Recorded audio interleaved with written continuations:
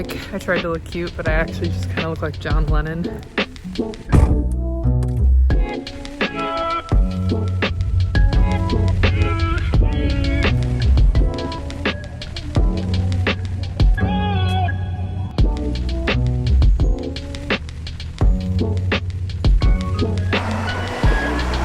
I want to talk to you guys about what happens after you finish your interview.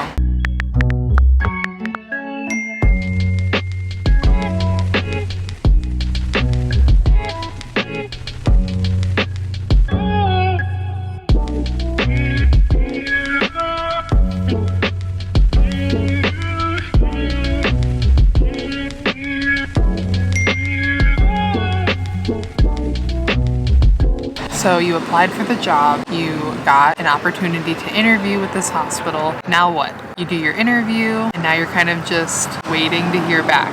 I recently just got a new job in a new hospital out of state. I got to kind of go through that whole process again, and I want to talk about what that looked like, because I think before I got my first nursing job, I had no idea what to expect. Usually your unit will call you with a job offer. Hopefully you're going to be able to hear me because it's kind of loud here.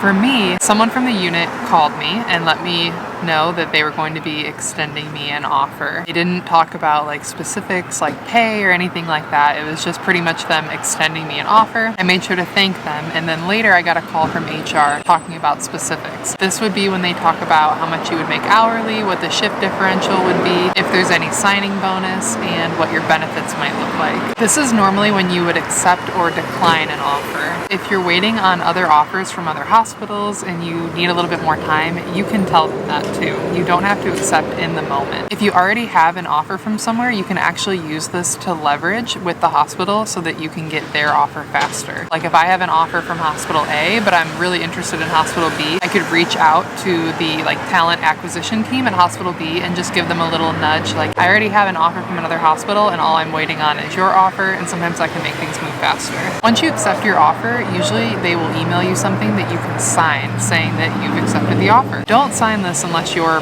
sure that this is the job that you want. I only say this because I did have to rescind an accepted offer and it just felt horrible. Sometimes opportunities come up that you just can't avoid. A dream offer comes through after you've already accepted a job somewhere else, and that's why you can rescind your offer, but definitely reserve this for like emergency situations only. It doesn't look good and it definitely can burn a bridge. Once you've signed your offer acceptance, usually they'll send you a link through your email so that you can get your background check done. I had to put like literally every address I've ever lived at in the last 7 years. I had to put any names I've had, everything like that, all of my work history, and then they run an extensive background check on you. After your background check, you usually get a little bit of information on what orientation is going to be like for you. If you're going to a new hospital, you're going to most likely have to do hospital orientation. Traditionally, this is like e-learnings. For me, with it being like the pandemic, everything was over Zoom, so I had a 6-hour Zoom call with all the new hospital's hires. They talk about all the hospital policies, and then they have you do e-learnings at the end. This is exactly like it was for my last hospital too, so I think that's pretty common. And then you'll probably have orientation to whatever charting system your hospital uses. So if you use Epic or Cerner, you might have a Zoom class or an in-person class where you talk about how to use that charting system, and then you might have like e-modules or e-learnings about that charting system after. After your hospital orientation is complete, you'll most likely have to go into the hospital to turn in some legal documents for them to scan in. This is sometimes called I-9 verification. I had to turn in my birth certificate, my driver's license, and my social security card. This just shows the hospital that I'm eligible and able to work in the United States. I also had to email a copy of my bachelor's degree, and I had to do an online verification for my nursing license. Once you have all your verification documents in, you can usually go get your badge made. So that is what I did the other day. I drove to the hospital and I had my badge made. You can see it kind of has my picture, my name, that I'm a registered nurse, what unit I work on, and then traditionally if you work in labor and delivery, NICU, or newborn nursery, anything that kind of has to do with new babies, you will have some form of pink on your badge. My last hospital, the entire badge was pink. This hospital, you just have a pink band. This is a safety mechanism for the patients and for the hospital, so they know you work on this unit, you are allowed to be transporting the the babies. I got an email saying that I would be meeting with the education person at my hospital and that we would be doing a tour. So I got the date for that. I went to my hospital tour. They had me just dress business casual, but sometimes they'll have you wear scrubs. You get a full tour of the unit, like where the break rooms are, how all the patient rooms are laid out, and just kind of where you'll be every day. On my tour, I got access to everything. I got access to the medication machine, I got access to the scrub machine, access to the break rooms,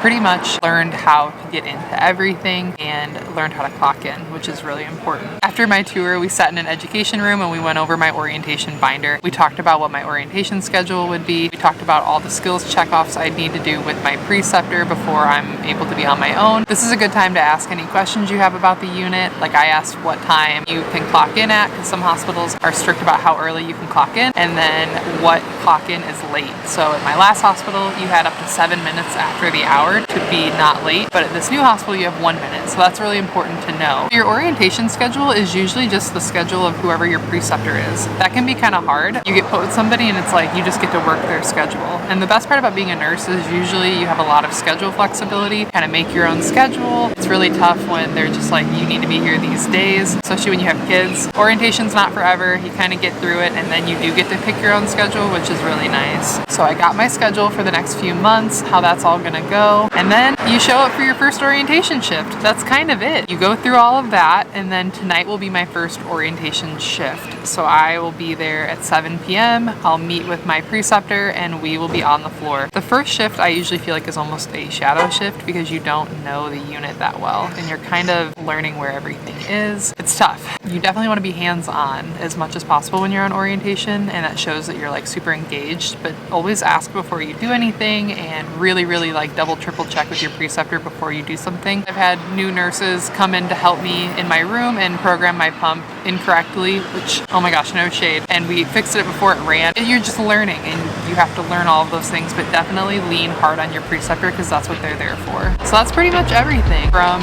your interview to your first shift. As always, thank you guys so much for watching. I will see you next time. Bye. We'll be right back.